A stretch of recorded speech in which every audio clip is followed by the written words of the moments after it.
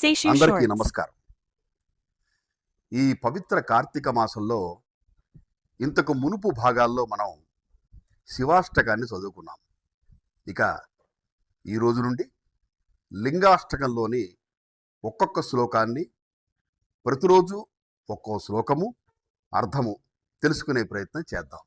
బ్రహ్మమురారిసురార్చితలింగం నిర్మల భాసిత శోభితలింగం జన్మజ దుఃఖ వినాశకలింగం తత్ప్రణమామి సదా శివలింగం.